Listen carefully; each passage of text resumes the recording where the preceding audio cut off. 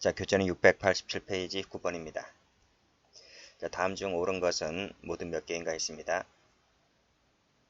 정답은 4번. 리을 동그라미, 미음 동그라미. 자, 기억번. 무미로 전제죠. 행위 표준을 취한다 했으므로 포괄일제 X. 운전한 날마다 하나씩 죄가 됩니다. 2번 호별 방문제가 되려면 호별 방문제에 있어서 연속적이 되려면 중단 없이 방문하여야 하거나 동일한 일시 기회에 각 집을 방문해야 하는 것은 아니지만은 4개월, 6개월 기간은 뭐 연속적이라고 볼 수는 없잖아요. 따라서 이때는 포괄일제가 되지를 않습니다. 자, 디귿번. 상습성이라고 하는 것은 요 행위자입니다. 행위자의 특성을 말하는 것이지 행위의 특성을 말하는 것이 아닙니다. 자, 리을번. 자, 공무원이 돈을 받고 시험 문제를 알려줬어요. 자, 그러면 돈을 받고 이제 알려줬기 때문에 수뢰 후 부정처사죄가 되죠. 근데 이 사람은 시험 문제를 알려주면 안 되잖아요. 그래서 공무상 비밀 누설죄가 됩니다. 양죄는 상상적 경합이다. 그쵸? 요 시험 문제를 알려주었다는 것이 부정처사를 완성하는 것이자 동시에 비밀 누설이 되는 겁니다. 그래서 상상적이다. 맞죠? 자, 폭행죄 앞편 부당이득죄는 그 죄의 2분의 1까지 가정합니다. 맞습니다.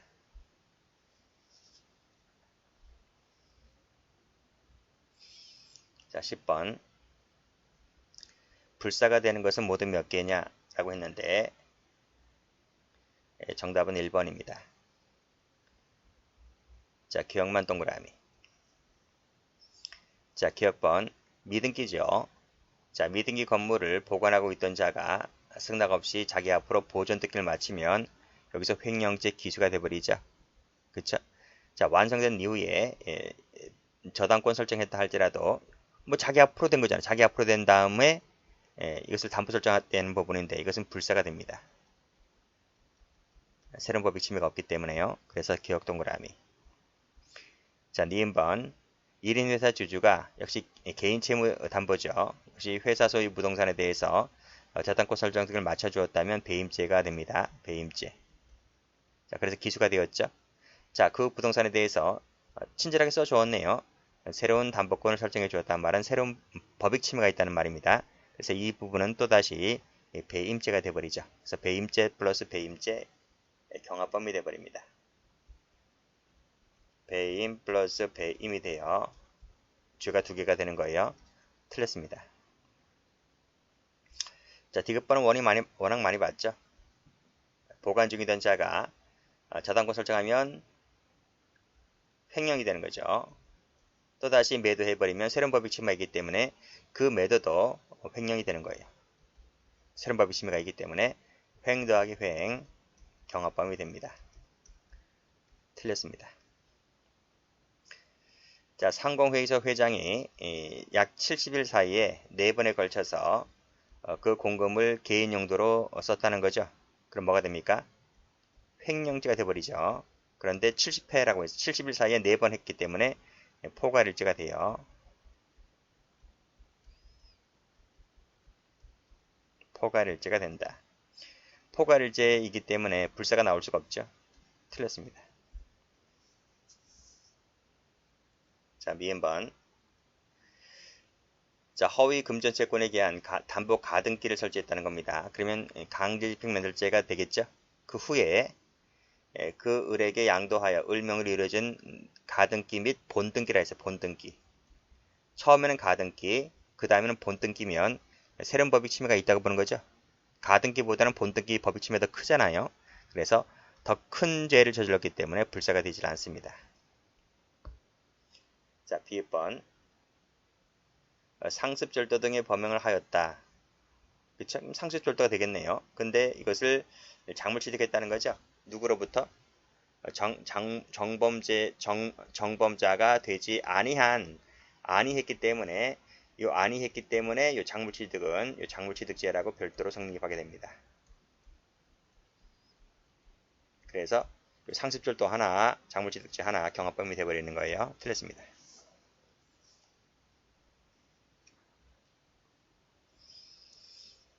자, 11번. 옳은 것을 골라라. 3번입니다. 기억, 리을 동그라미. 자, 기억번. 강추했으니까 강도죄 하나, 현금 인출했으면 절도죄 하나. 그래서 죄가 따로따로 강도죄 별도로 절도죄가 된다. 맞습니다. 절주했으면 절도죄가 되죠. 역직원에게 자기 것인 양 속여서 현금과 바꿨습니다. 그러면 별도로 사기죄가 됩니까? 안 됩니까? 안 되죠. 우리도 흔히 뭐 열차 승차권이라든지 고속버스 티켓 끊어본 적 있죠. 그러면 그 전에 탑승하기 전에 뭐 환불하면 100% 돌려주고 떠난 뒤에 환불해도 뭐 1, 20%는 뭐 공제하고 돌려주잖아요. 그래서 요 승차권이 진짜입니다. 진짜 가짜가 아니고 진짜이기 때문에 이것이 사기죄가 되질 않아요. 만약에 가짜를 진짜로 했다면 사기죄가 될 수가 있겠지만은 진짜 승차권이기 때문에 이것은 별도로 사기죄가 되지 않습니다. 불사를 봅니다. 자, 개망했으면 사기죄가 될 텐데 그 사기 이용 계좌에서 현금을 인출하게 되면 이 인출한 부분에는 새로운 법익 침해가 없어요. 새로운 법익을 침해하지 않았기 때문에 별도로 횡령이 되지를 않습니다. 근저당 설정했으면 횡령죄 하나, 매도했으면 별도로 횡령죄 하나, 그래서 횡령 더하기 횡령이 됩니다. 경합범위 돼버리죠. 많이 봤으니까요. 12번입니다. 옳지 않은 것은 했는데 정답은 4번이죠.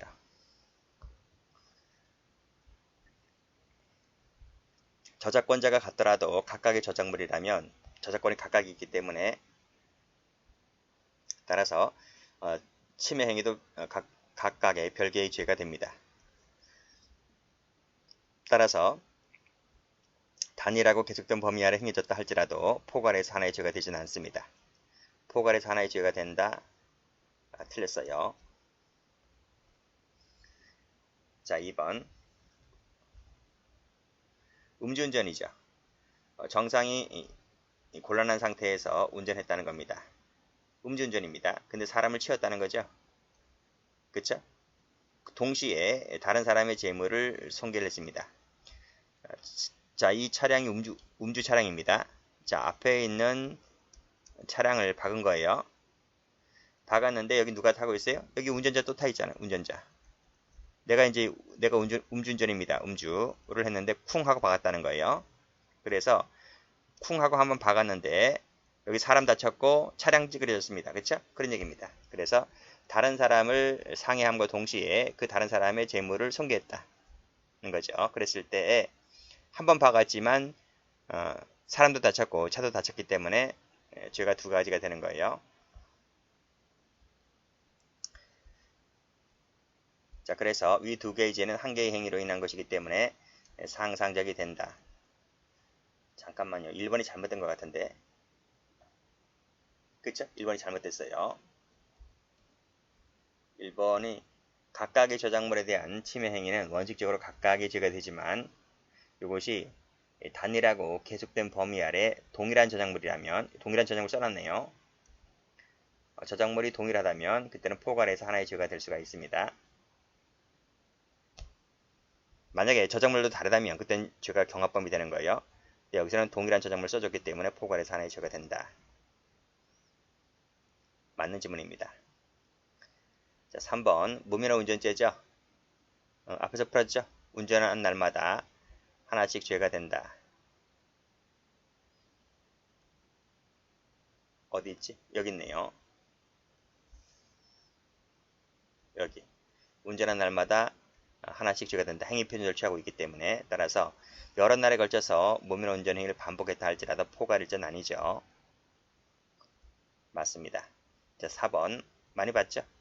자기범에 해당되는 도피죄만 될 뿐이지 부자기범은 따로 성립하지 않습니다.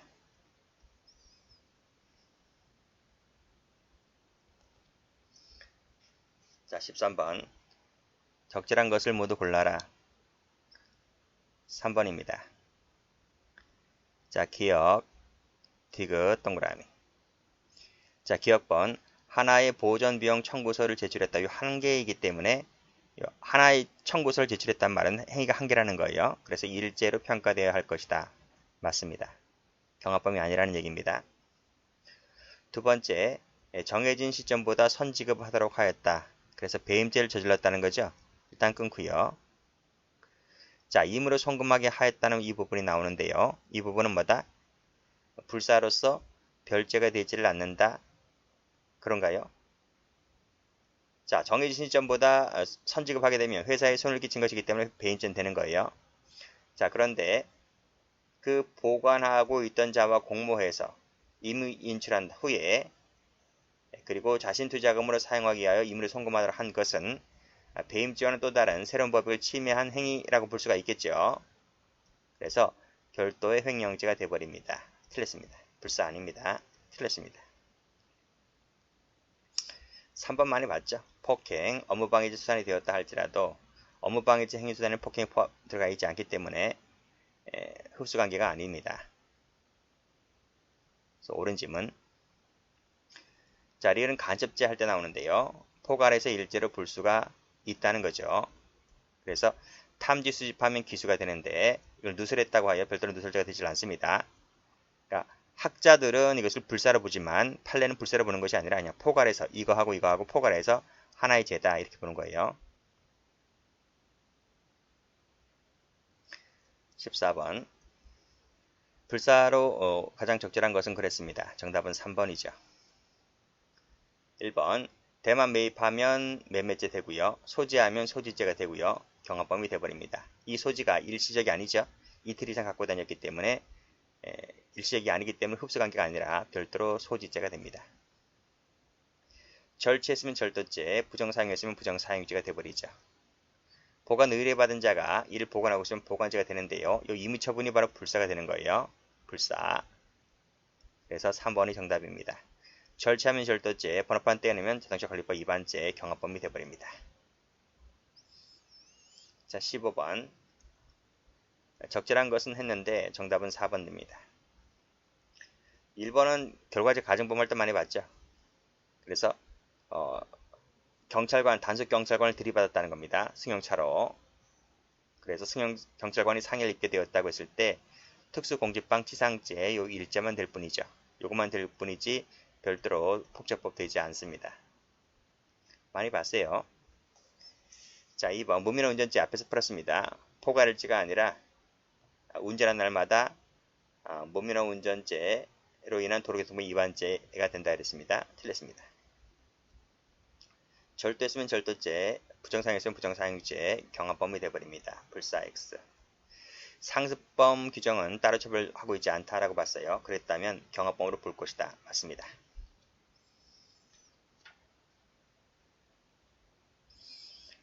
16번입니다. 옳은 것은 모두 몇 개인가? 3번입니다. 일단 옳은 것은 기역, 니은, 리을 동그라미. 자, 기역번. 제시, 서명, 교부하였다. 뭐가 되죠? 신용카드 사용죄, 부정사용죄 일죄가 돼버리죠. 그쵸? A, 갑이 백화점에서 A 신용카드를 교부하였다. 요 제시, 서명, 교부는 신용카드 부정사용죄입니다. 근데 백화점 직원을 속였다면 사기죄가 되는 거예요. 근데 여기서 별도로 문서죄는 되지가 않는다. 여기에 흡수가 되기 때문에 그래요.